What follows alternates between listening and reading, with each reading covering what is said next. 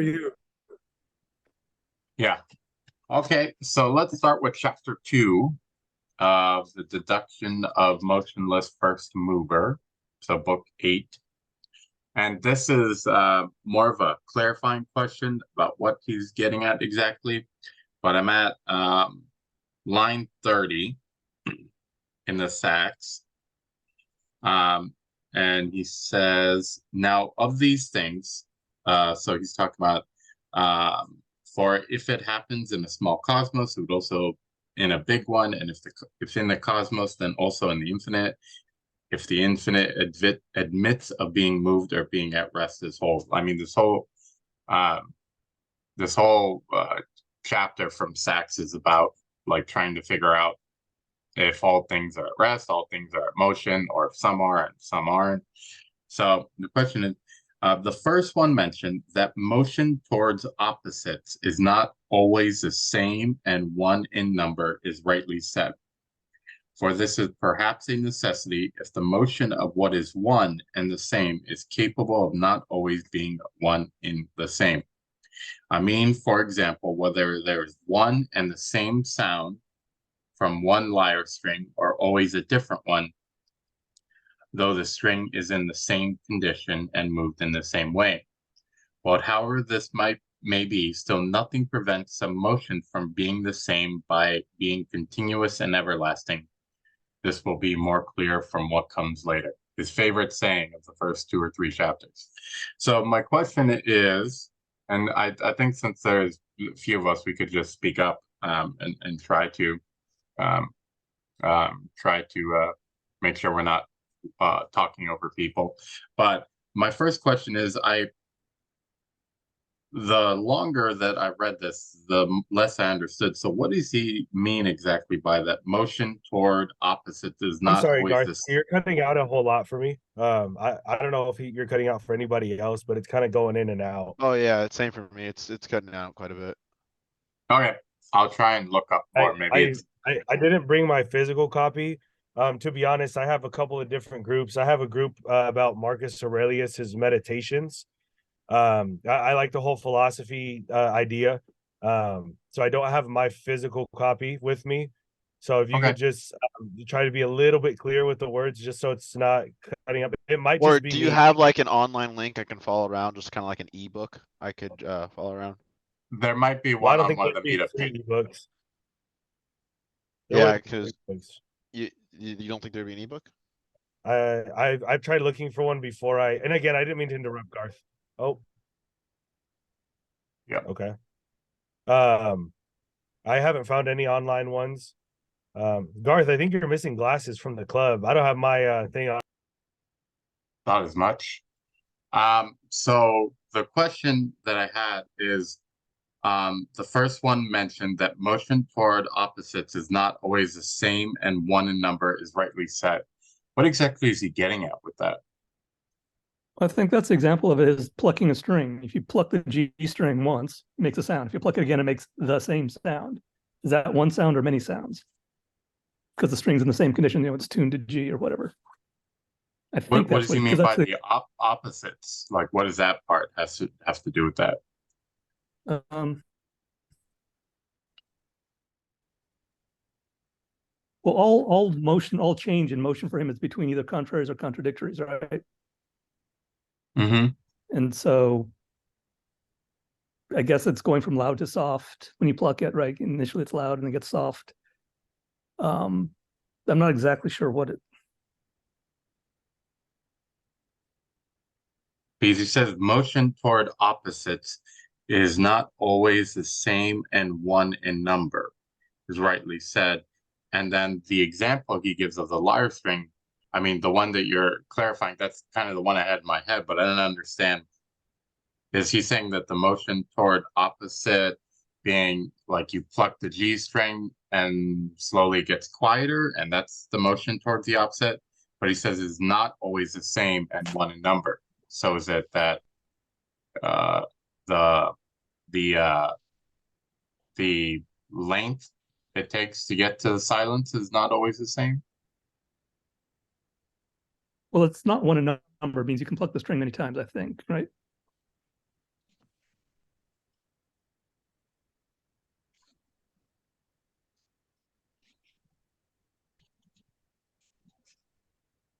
Well, okay, yeah. I mean, I'm trying to think of like what messes up. Like a lyre is kind of like a piano, except it doesn't stay in tune as long. So, so I'm thinking that, and when he says it's always a different one, I think there was a lot of attention paid to the lyre player's skill. So the lyre player would be able to pluck the string close to the bridge or in the middle in order to get different sounds from the lyre. And that was a kind of that was considered a very important part of a performer's skill, to variate the lyre part of the performance. Usually they were singing and playing the lyre at the same time. Um, so yeah, so then I'm just guessing it's a little bit like the piano, where it would tend to be in the same condition and moved in the same way, but yet have some different effects. And this was considered the skill of lyre performance. That's what I'm thinking. It's like guitarists, rock guitarists who have completely different sounds one from the other, that idea. Mm-hmm. So that's all I'm looking at here.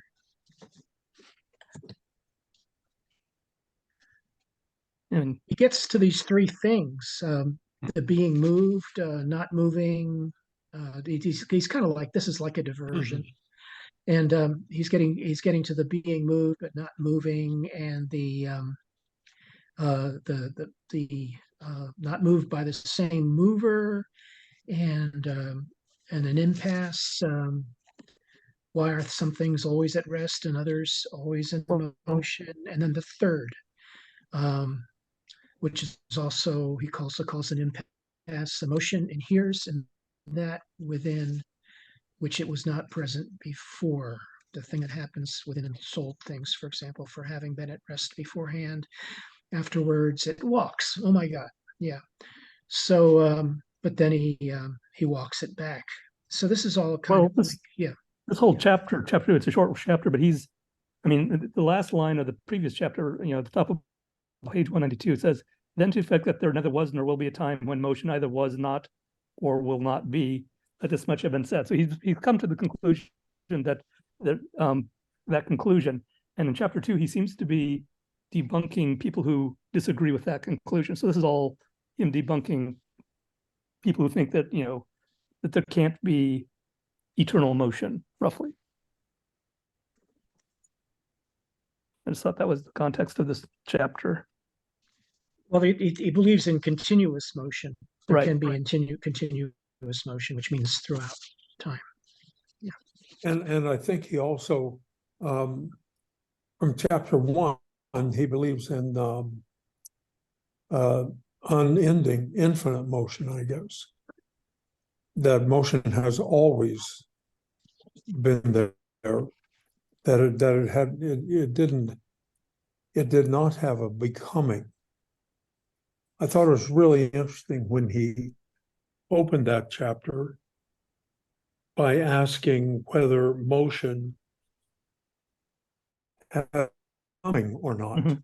And in other words, did motion ever start at some time? Right. And then he goes on to reason that there never was a time when there was not motion. Right. Yeah, that seems to me like motion is neither created nor destroyed. It's always just passed on to some other thing. Yeah. Well, he breaks things into like three categories. Those things they're like eternally, the possibilities being things that are eternally in motion, things that are never in motion, and then some things that come into and go out of motion. And he finds that middle category kind of like that last category I said be the most interesting. How do you account for the transition from not moving to moving?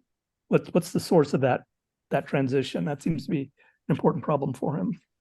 Yeah. And where he kind of, I thought at least where he was ending up is that if we're talking about a first mover, because one of the issues with that things are always in motion and always have been is that there always has to be an antecedent to the motion. And I thought that's why he was making, we'll get to the first mover when we do, but I definitely thought that's why he's like, well, in order to stop this concatenation of motion, something has to kick it all into gear. Mm-hmm. Yeah, so then the another interesting part going off of what Charles was bringing up for me is that in the third thing, I think James mentioned it too, that motion comes to in here and that within which it was not present before. The thing that happens with ensouled things for having been at rest Which line is that? beforehand. So this is line right at line 10.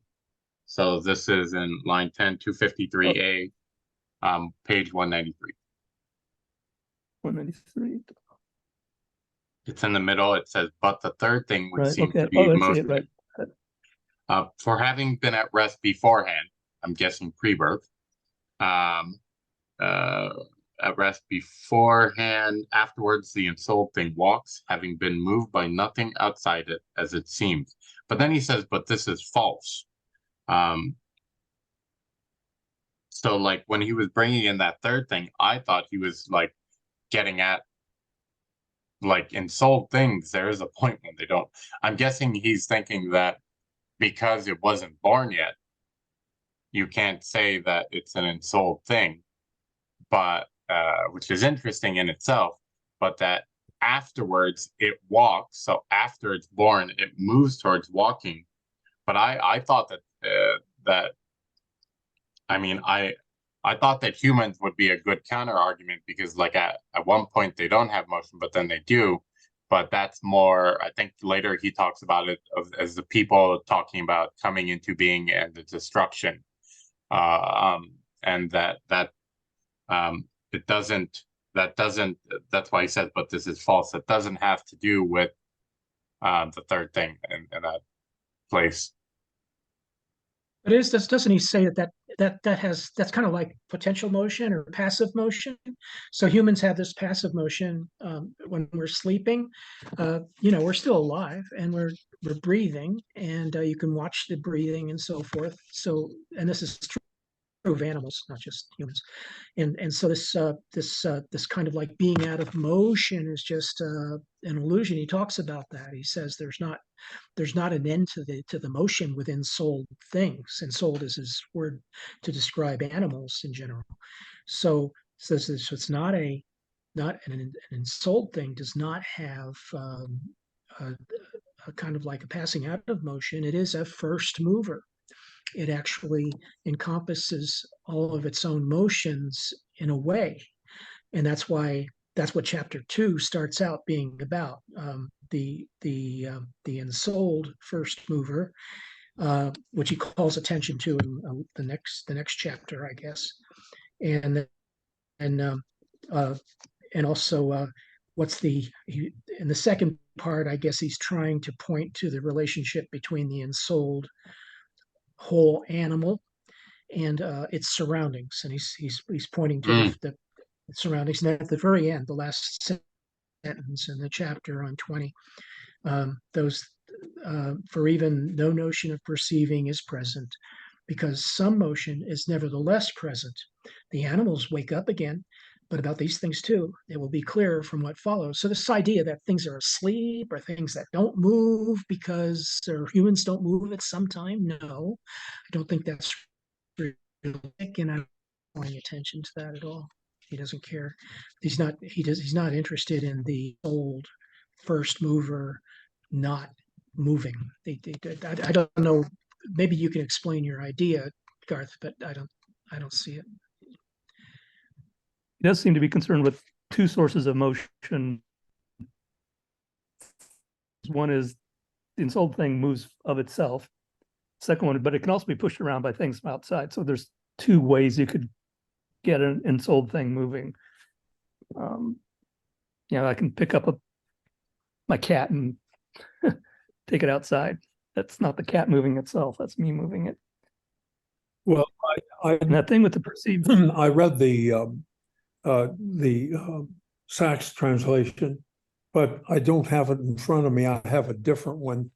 And in here, in line 10 there, or about line 7 of 253A, he talks about an animal that is just born. That seems like it doesn't have motion. And it's the very same thing, but I'm not sure it's the exact thing that we're talking about, but he says that the animal itself originates not all of its motions, but its locomotion. And the animal, before it begins to move and to walk around, is in motion in a sense that it has life and that kind of thing. But the animal initiates its locomotion, but it doesn't necessarily initiate the locomotion from nothing. It originates this locomotion from its intellect or appetite, and this sets the whole animal in motion. And this is what happens when animals are asleep. There's no perceptive motion, but in some motion that causes them to wake up again. There is a motion in them that causes them to wake up. Yeah, I think not all motion needs to be perceptible. All origins of motion need to be perceptible, I guess. Yeah.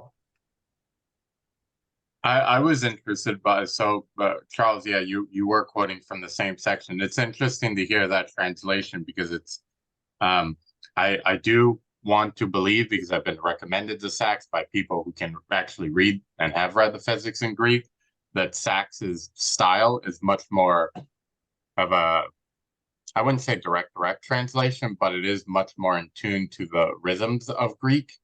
But what you read is a lot clearer than what we read. Well, I must confess, I am finding it more clear than what I do, Sachs. Yeah, I'm also have the Reeve translation. Oh, you well. have the Reeve. Yeah.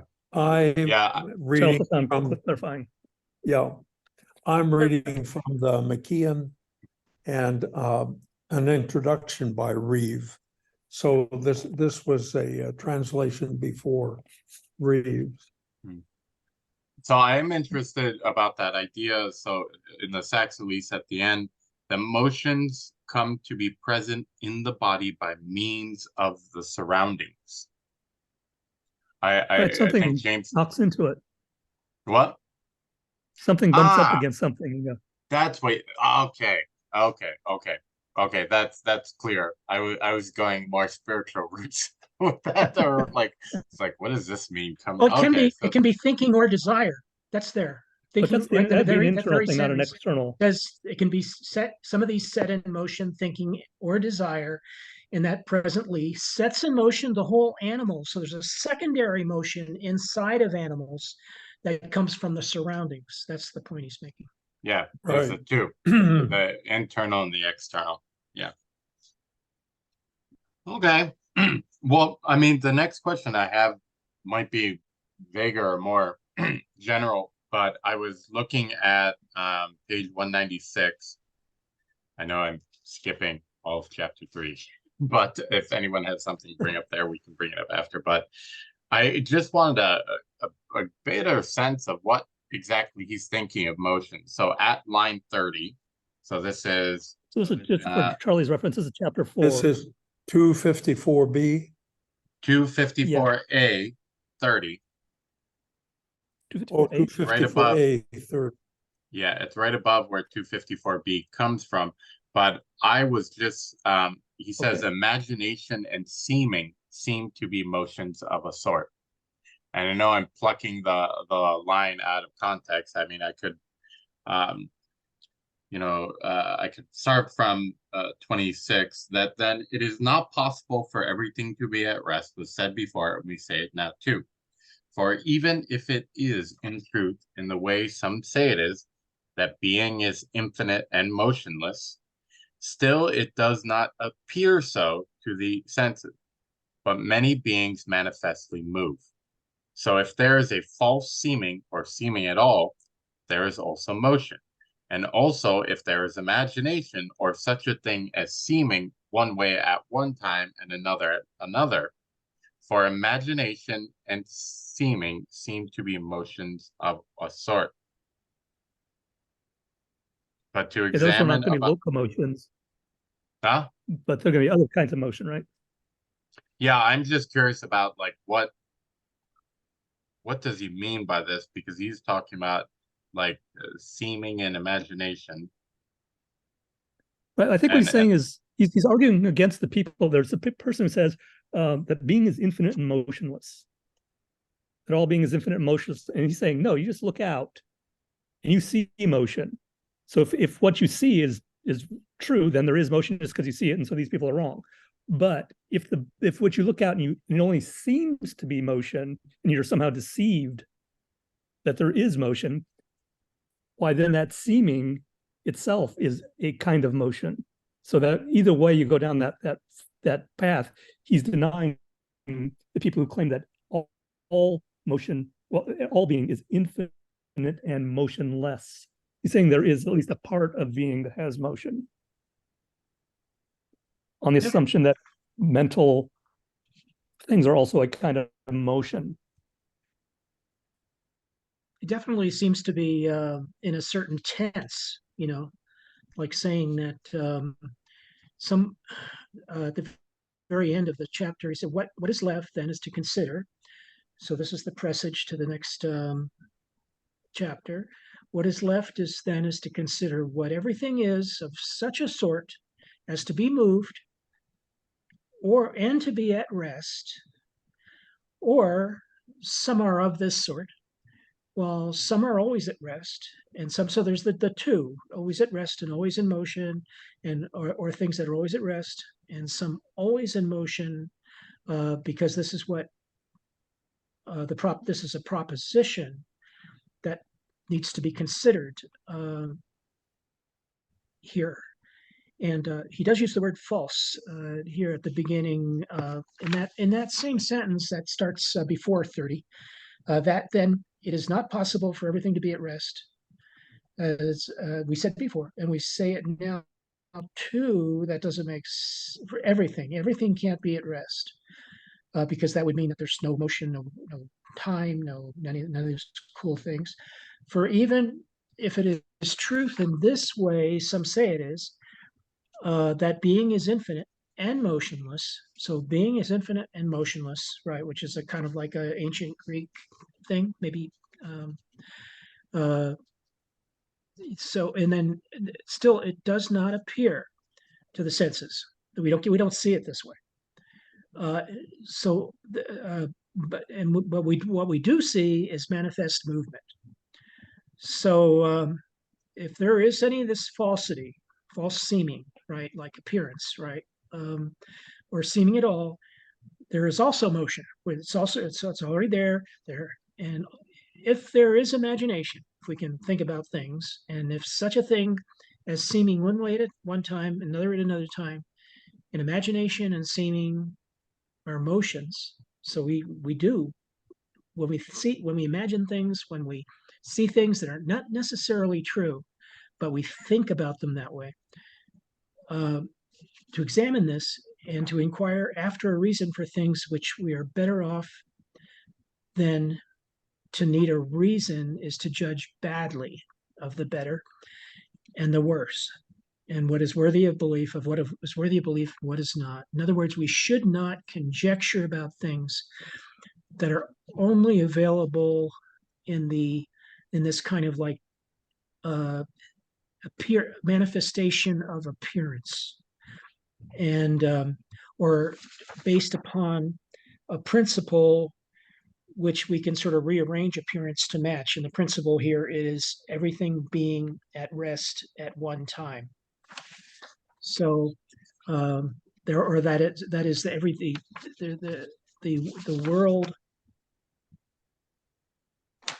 the world actually being infinite and motionless, which sounds like Anaxagoras or something. So it's kind of like what for us to actually look in, he's just basically dismissing this pseudoscientific text that needs to be, that's on his stack of books, right? He has this book stack, which we don't generally use, but he has this book stack of geniuses from the past, such as Anaxagoras. We can't deny that. and he needs to sort of like move through them carefully. So that's what he's doing here.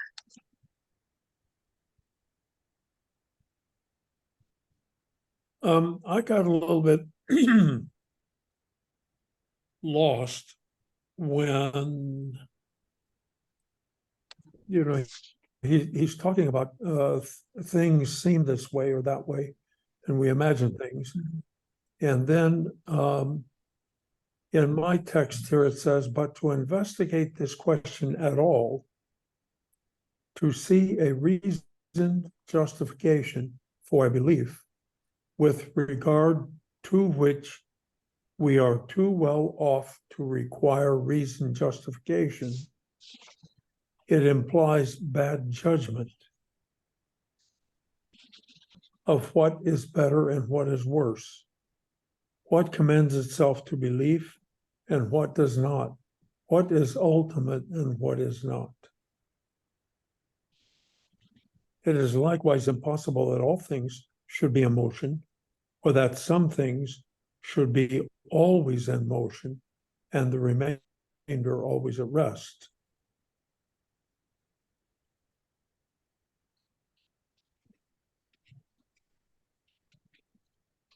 Well, that doesn't contradict my But this- opinion that this is a No. attack on a previous doctrine or a previous doxology, right? That was No. that was approached by other Greek writers.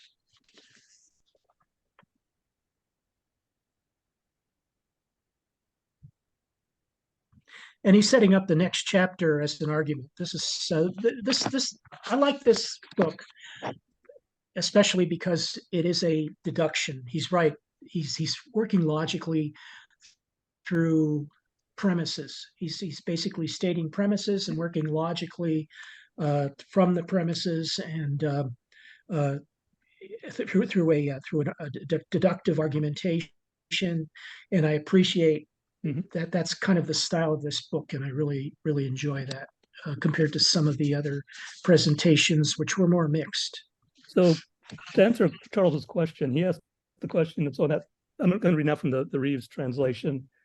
Right at Can I just get a liner number? Sorry to interrupt you. yeah, I was Peter. just about to say Line- 254A30.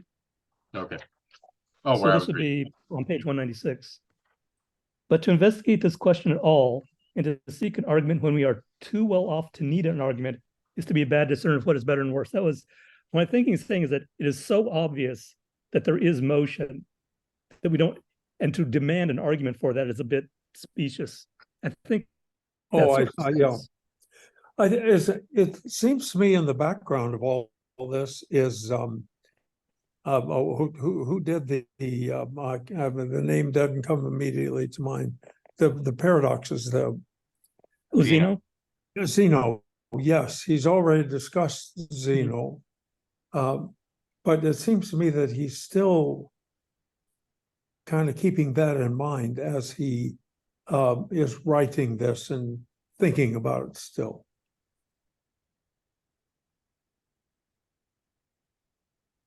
I do remember making this exact point in some other text. I don't remember exactly where it is now, but he says it's really pointless. And maybe in the metaphysics somewhere he says it's really pointless to provide an argument where none is needed. That's just being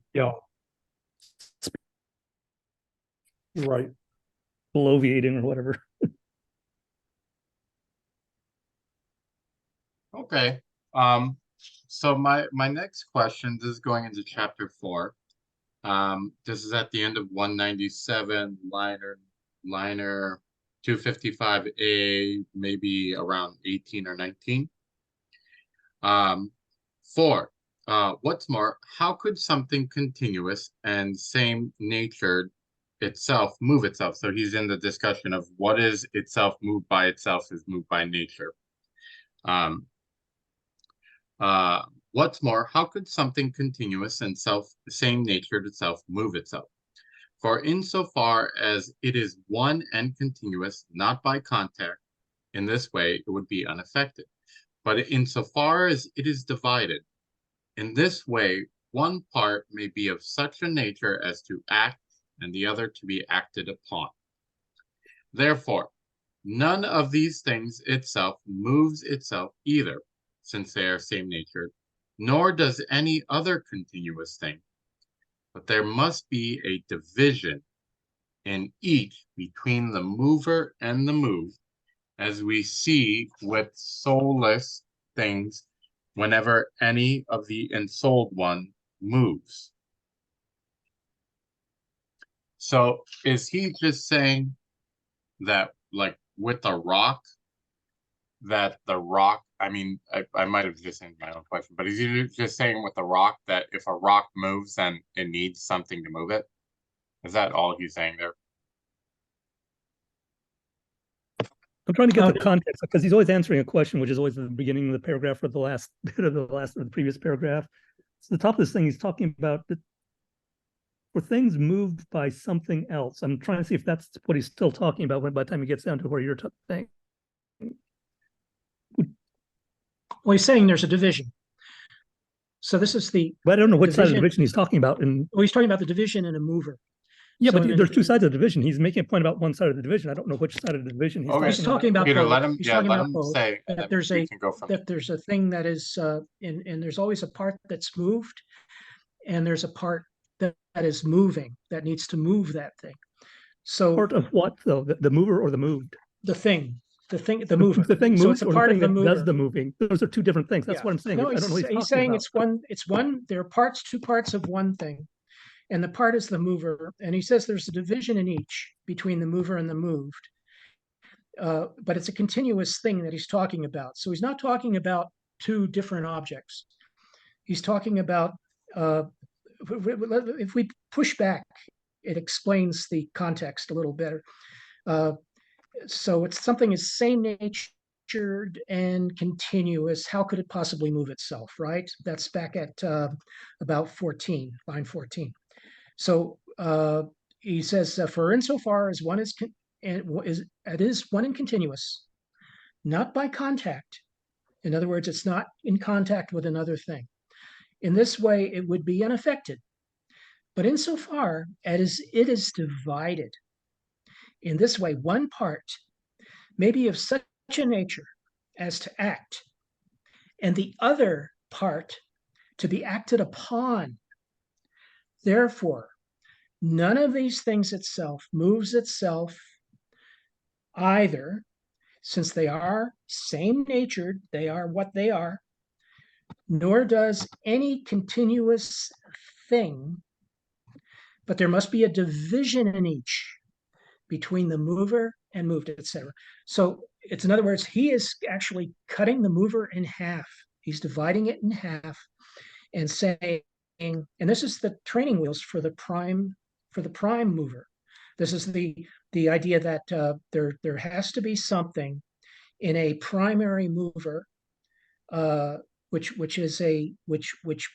does have both, which is both same-natured and continuous, and not necessarily touching something else, and that can be divided into two parts, both a part which is a mover and a part which is a moved. That's exactly the idea he's trying to portray here. I think maybe you just made a faux pas when you said that, because you said you were talking about the moved thing that was split into two. No, it's a self-mover. Self-mover, right? Same-natured mover and the moved, right? Same-natured and continuous, a self-mover. But you're still. So I shouldn't have said prime mover. Well, I just meant a self. Okay, sure. I should have said self-mover. That's fine. Yeah, no, that's the thing. But that would be true of a prime mover too. That it could. So this is the beginning of that discussion of how something can be a self-mover. Hold on, Peter. Hold on. Let him finish. Yeah. Well, this can be this is the story about how something becomes a self-mover. It is a self-mover by having a self-nature which is divided. Well, would an example be, say, an animal or a human being, or the soul, the life principle is the mover, and the matter, the body, is the moved? That they're both principles are in the same substance, or they're in the same thing. Right. The mover and the moved. And I'm trying to think of an example of what is he talking about here? Well, I think the first example he talks about is the animal, as the idea that it doesn't seem to have motion until you actually see it moving, and then when you see it moving, you realize that it's actually capable of self-motion, that it actually moves itself, that nothing caused it to move. What's the cause of that fox moving? Well, the fox started moving by itself. First it was still, and then it started moving. So it is a self-mover. It is not moved by something else. All that other discussion is sort of like gone now. And now we have something else that needs to be considered, and that is the animal, which has self-propulsion, and even talks about the animal, these things having levers inside them and so forth. Like, in other words, they uh, where does he say that here? I get, maybe it's in the next paragraph, but so it's but the so the right. So anyway, so that's why he's introducing this. The next sentence is, but it turns out that these light and heavy things. Oh, I'm sorry. And soul. Here it is. The previous paragraph, the previous sentence on page 197, which is, I guess, around line 18.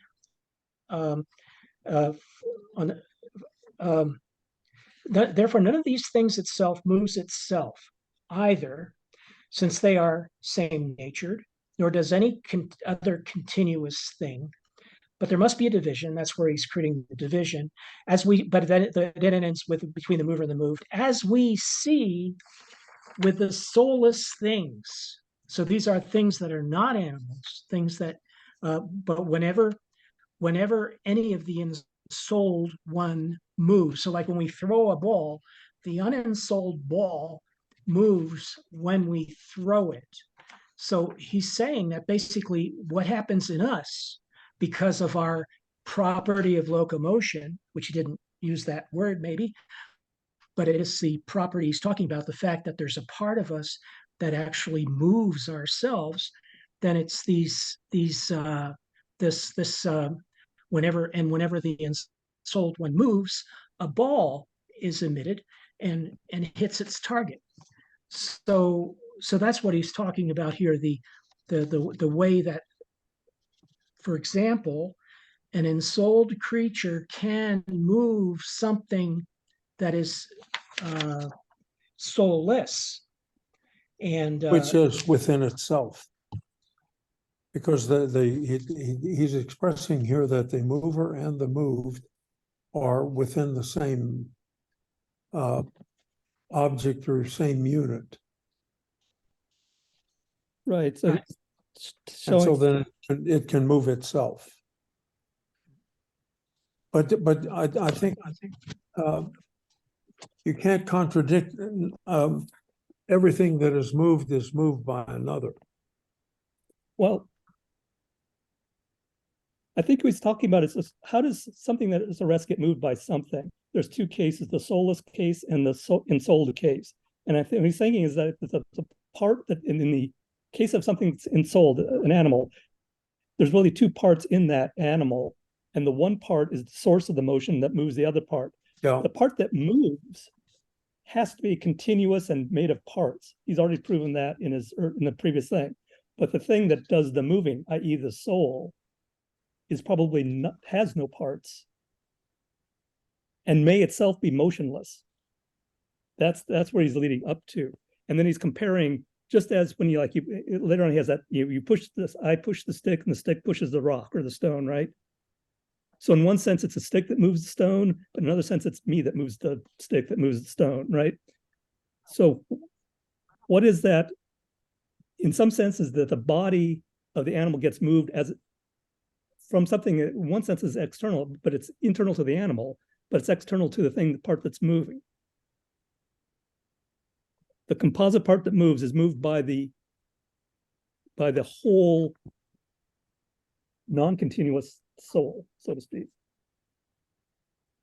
but that's all within the animal. So the source of the animal's motion is internal to the animal. But I think the source of the body's motion is external to the body in the sense that it's the soul that moves the body, even though those are both parts of the animal. And the way that the soul moves the body is in some ways similar to the way a first mover moves any other external thing. Yeah, that last part, I definitely felt like that's where it was going. That there's a line earlier on that that I like too. It's right after 255A, maybe 2 or 3. And these are the ones that present the impasse as to whether they are moved by anything, for instance, light and heavy things. For these are moved to the opposite places by force, but to the proper ones, the light up and the heavy down, by nature. So that in soulless things, their motion it seems it can be dictated by the nature of them. You know, hot goes up, cold goes down. Yeah, I just wanted to throw that in there. Well, that's good, because that distinguishes motion by nature versus external motion. A motion by nature, the internal principle of motion and everything, cannot go against its nature. So when a rock falls down, that's its motion by nature. Its nature is to go down. So when it's sitting on the ground, it's in its natural position. When I pick it up, that's an external to there. I can move it contrary. I can pick it up, which is contrary to the rock's natural motion. But it's not the rock doing that, it's me. So that's a natural motion and unnatural motion. Yeah, so I thought that was really interesting, because that does go back to his ideas of place, that there's a proper place for different kinds of motion. But I got really tripped up with same nature. What does he mean by same nature? That comes up a lot. I think the issue is that if something, I was just going to say it seemed that the contradiction is something that moves itself by itself, and that is not same natured. I didn't understand how it was used. If a composite thing that has of the same nature, it can't be that one part of it spontaneously sort of decides to move on its own, and the other things didn't spontaneously, right? Because they're all the same nature, so they'd be in the same condition. They would all move together. They'd all not move together. I think that's the distinction he's getting at. Like a rock is all a rock. It's not going to have a pickle on it. If you said that one part of the rock started, if it's like floating up in the air and one part of the rock started pushing the rest of the rock down, that wouldn't make sense, because the whole rock, because the rock is a homogeneous thing of earthiness, right? It's of the same nature. The entire rock is of the same nature. But an animal is not entirely of the same nature. There's a body part and there's a soul part, and those are of different natures. And so the different nature thing can cause one thing to kick off the thing. And that's why go for it. No, you go. That's why. I was just going to say that also lines up with earlier on when he was talking about if everything is at rest, how could any motion come to be, right? There would be nothing that would start, because it would all have the nature would be, well, we're just happy hitting here. We're in our natural position, so there would be no reason to move. So you couldn't have anything move if everything was of the same nature and in the same place. Okay. Well, the next place I wanted to look at is on the next page, 255B. And I'll start with the top of the paragraph so that we have more, because it's in the middle paragraph, more clarity. And actually, Peter, you used the word. So, but since potentiality is meant in more than one way, so I'll read the actual line before that too. So fire and earth are moved by something by force when they are moved contrary to nature, what you're saying, but are moved by nature whenever they are moved to be at work in ways that belong to them potentially. I love that.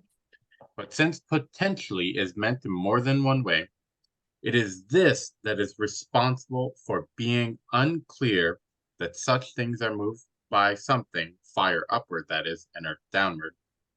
Now the one who is learning is potentially knowing in a different way from the one who already has knowledge but is not at work with it.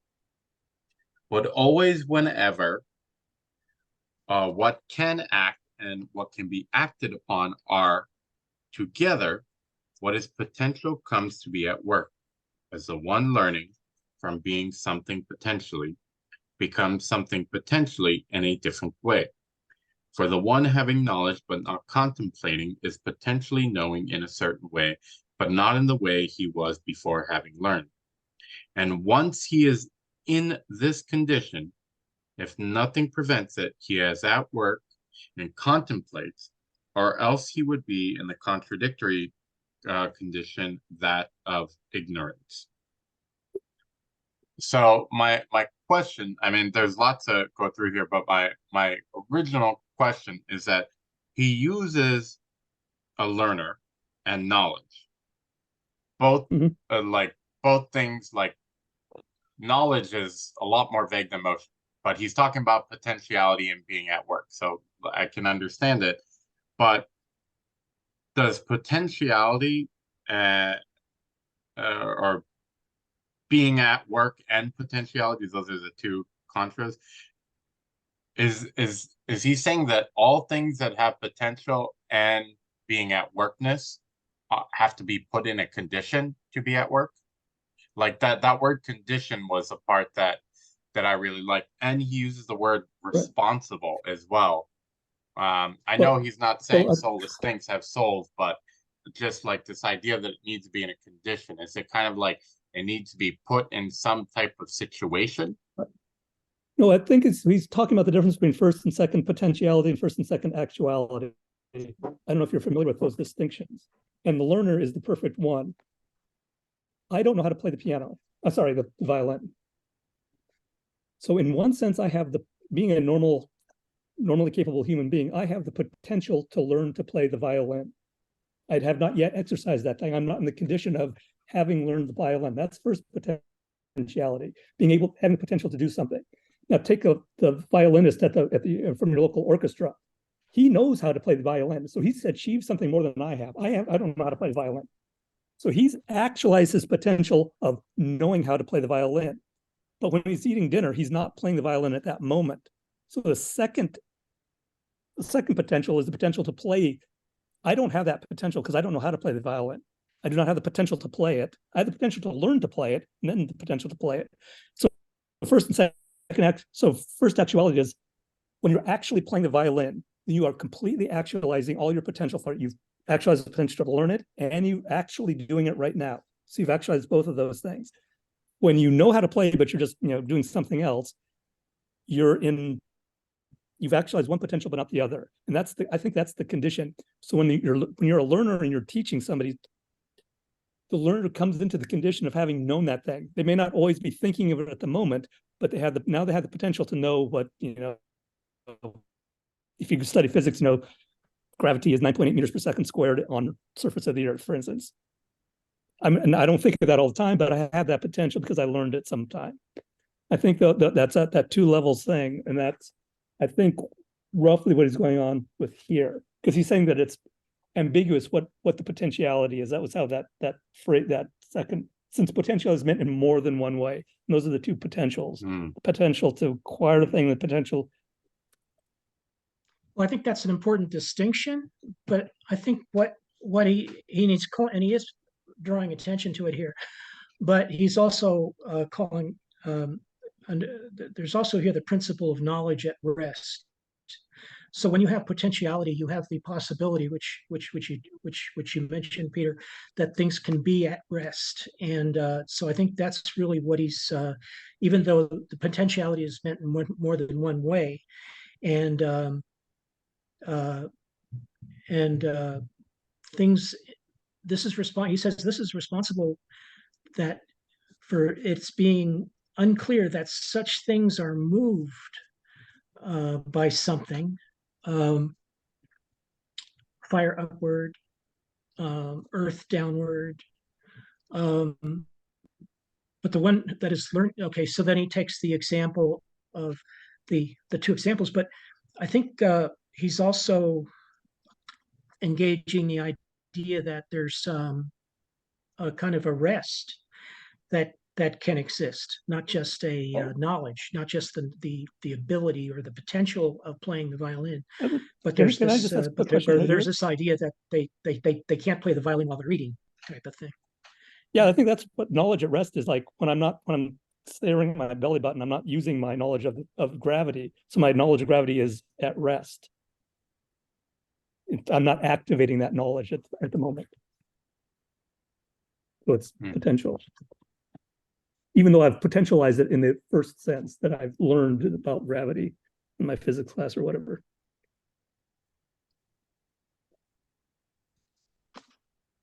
Charles, did you have anything you wanted to weigh in before we jump into the last two sections? No, my translation says the same thing, but expresses it a little bit differently. Instead of once you have learned to play the violin and you have fulfilled that particular potentiality, while you're eating dinner, of course, you have the potentiality again to fulfill that by playing the violin, actually doing it. He says here,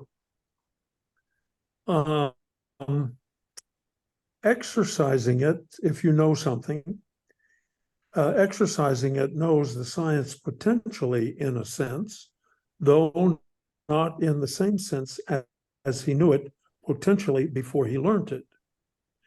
And when he is in this condition, if something does not prevent him, he actively exercises his knowledge. Otherwise, he would be in the contradictory state of not knowing.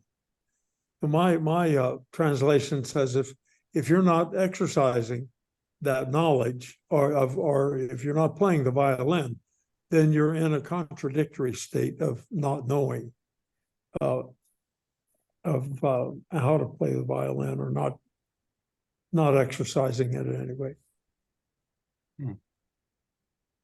Well, and Well, I think as a musician, I think that's a perfectly good position to be in. People who don't take their place with the hundreds of fiddlers in the town square every Thanksgiving or whenever the holiday is, on Independence Day, to to practice the art of violin playing. It's perfectly all right for them to be in that condition. So it's not like we're always trying to move upwards, or we're not always trying to move downwards in order to assume our proper place. It's like but these things are sometimes enhanced or deprived. And he does call, at the end of the paragraph, he calls attention to that. He says the being of work of what is light is to be somewhere above. And this idea that you're talking about, I think, Charles, that would be a good idea for things to be in their proper place, violin players to have a skill of violin playing, and or a knowledge of violin playing, and it is to be prevented whenever it is in the opposite place. And his example earlier was air, and like air will always move upwards, and we know the molecules in air, many of them are lighter than the other molecules in air. So scientifically, we know that those molecules are constantly being prevented from being at the lower levels of the atmosphere because of collisions, and they're constantly being moved by other molecules upwards. And so this is the phenomenon of upward drift in air. And so this and then he concludes the paragraph, and it is the same way too with the what is so much and the what is of this kind. So in other words, when we determine categories, when we determine categorically or according to magnitude, we're kind of very interested in the same idea that there's something has a place, and it can be prevented, and in some ways naturally is prevented from being in the opposite condition. So I like his language here. This is why I think the Sachs translation is so valuable, because you're getting normal everyday words as translation for probably what are normal everyday Greek words, and I appreciate that.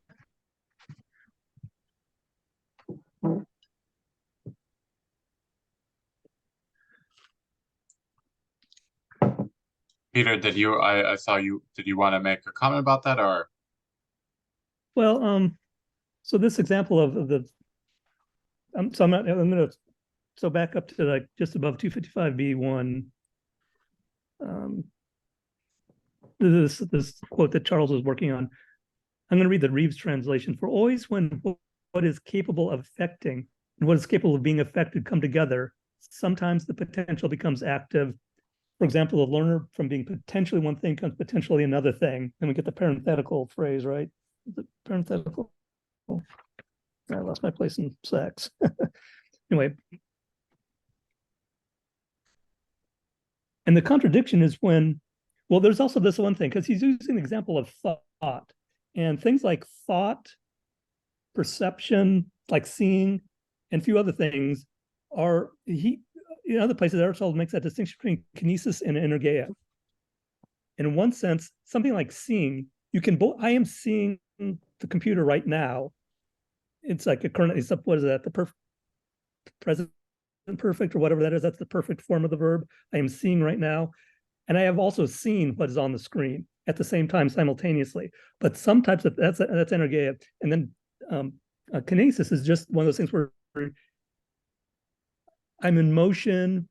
I can't both be in motion and not be in motion. It's like, it's sort of more exclusive. It's not that combination of things, but there's just a few special things like thinking, perceiving, probably desiring and things like that. Imagining. Yeah, imagining, yeah. Things like some of the soul activities can be both doing it and having done it at the same time. Whereas in the other case, in the kinesis case, it's not the case that you can both be doing it. You can't be building the house and have already built the house. That's just impossible. And so he's drawing this, and so the fact that he's using thinking and learning in this example, I'm wondering whether he's bringing that in there, because he's talking about what happens when two things come together. When a potential and actualizer come together, what happens? Is it always the case that the actualizer actualizes the potential? And he says there's this complex thing, and I'm not sure yet fully what to make of it, but I think there's a lot of stuff going on in that little example. I think that's great. I think there's this thing happening on line right at line 20 on page 199. 255B. 265B, yeah. 255B, sorry. 55B. Yeah, so 255B, line about line 18. But a thing is potentially light or heavy in more than one sense, as we said. For when it is water, it is potentially light in one way. And when it is air, it is still, meaning it got boiled, right? And when it is air, it is still in a way potentially light, since it is possible when it is impeded that it not be up above, kept inside a flask, for example, I guess. But if the impediment is taken away, it is at work, and always becoming, so this goes along, I think, with what you were saying, Peter. It is at work and always becoming higher. And in a similar way, the of this kind changes to being at work. For the knower immediately contemplates unless something prevents it, and the so much stretches out unless something prevents it. So it is this idea of